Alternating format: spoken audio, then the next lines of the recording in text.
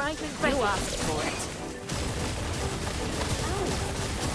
Now that's a lot of damage! Some of you might be thinking, that's just Lynn's damage.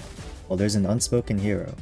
Her name's Daphne, and in this video, I'll be covering what makes her so strong, Demon Wedge build, best weapon options, and best teammates to pair her with. Now, what's in her kit that makes her so good?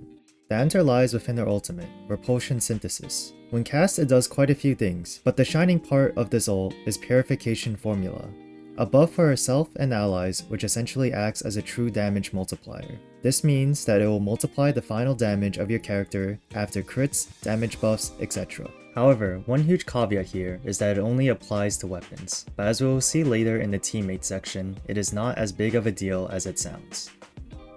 Before going further in depth, I want to quickly touch on the rest of her kit. Her passive grants her increased weapon trigger probability as long as she has as-off projectiles. Her skill generates these as-off projectiles and heals within a radius.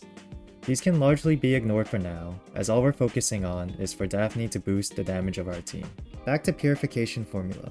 Looking at how it scales, we can see that it isn't influenced by any character stats, meaning that levels into her ultimate are the only way we can increase its multiplier. However, Purification Formula's duration does scale with skill duration, and the sanity cost of the ult is quite high.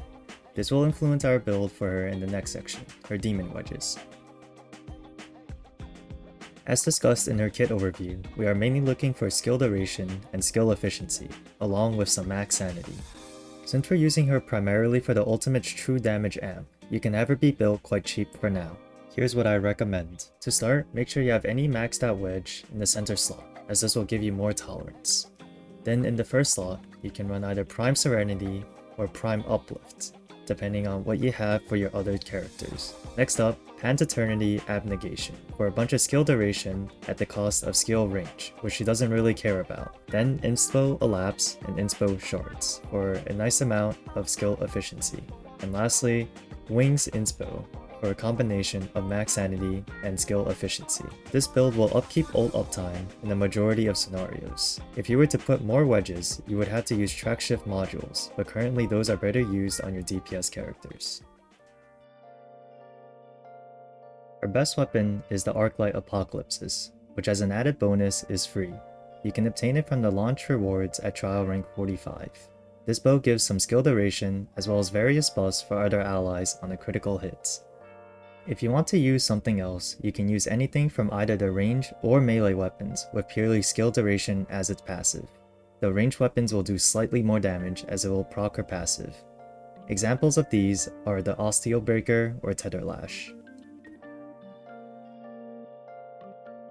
I mentioned at the start that her ultimate damage buff only works with weapons, and this isn't a worry since we have characters in the game with consonance weapons.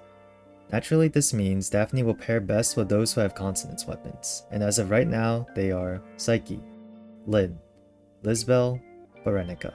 Daphne will provide an appreciable boost in damage to each of them, but the most notable one is Psyche. They are both of the anemo type, so for any anemo weak situations, these two will pair up very nicely. And that's it.